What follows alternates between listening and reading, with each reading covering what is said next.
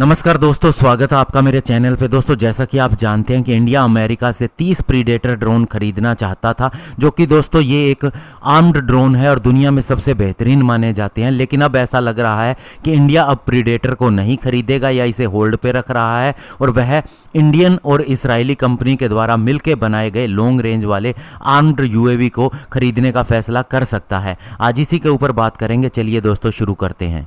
तो दोस्तों, सबसे पहले आपको बताना चाहूँगा कि हमने 30 प्रीडेटर ड्रोन खरीदने थे और इनमें से 10 हर एक सर्विस को मिलने थे, यानी कि आर्मी, एयरफोर्स और नेवी को। लेकिन दोस्तों, बाद में लेफ्टिनेंट जनरल के अंडर में एक कमेटी बनाई गई और उन्हें इसको रिव्यू करने को कहा गया। तो उसमें पाया गया कि अमेरिकन प्रीडेटर ड्रोन बहुत ज़्यादा महंगा है, यानी कि दोस्तों जो इसका प्राइस होना चाहिए ये उससे भी बढ़ के आ रहा है। ये लगभग 30 ड्रोन के लिए 4.5 बिलियन US$ प्राइस कोट कर रहे थे।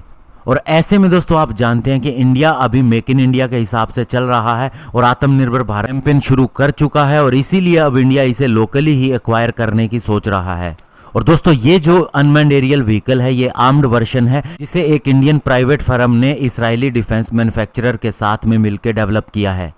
और दोस्तों, गवर्नमेंट सूत्रों के हिसाब से जाएं तो सबसे बड़ी बात यह है कि इसमें जो इंडियन फर्म का कंट्रीब्यूशन है वो मेक इन इंडिया के नॉर्म्स के हिसाब से ही है, यानी कि दोस्तों मेक इन इंडिया के रूल को ये फॉलो करता है। क्योंकि दोस्तों, अगर हमारी आर्म्ड फोर्सेस भी अगर किसी चीज़ के लिए जाती हैं तो उन्हें ये देखना होता है कि क्या ये मेक इन इंडिया के नॉर्म्स को प्रेस्क्राइब किया गया है, उसे फॉलो करता है या नहीं।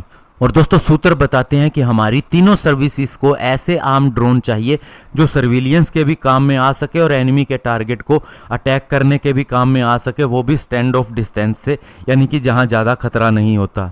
और अभी इंडिया ऑलरेडी 2 प्रीडेटर ड्रोन इस्तेमाल कर रहा है जो अमेरिकन फर्म से हमने लीज पे लिए हैं और इसकी मदद से Indian navy Indian ocean region के अंदर एक्टिविटीज़ को ट्रैक कर रही है। और आपको ये भी बता दें कि हम अमेरिका से 12 American P-8I anti submarine warfare वाले एयरक्राफ्ट खरीद चुके हैं और 6 और हमें खरीदने थे। लेकिन अभी जो हमारा नया इंस्ट्रक्शन है गवर्नमेंट के द्वारा, उसमें अब ये माना जा रहा है कि ये भी कैंसिल हो सकते हैं और लोकली ही ऐसे एयरक्राफ्ट को डेवलप किया जा सकता है। तो ऐसे में दोस्तों, ये अच्छी बात है अगर लोकली हमें हमारे हिसाब से कोई प्रोडक्ट मिलता है, कोई वेपन सिस्टम मिलता है, तो ये हमारे फ्यूचर के लिए भी बहुत ज़्यादा अच्छा होगा। धन्यवाद। जय हिंद।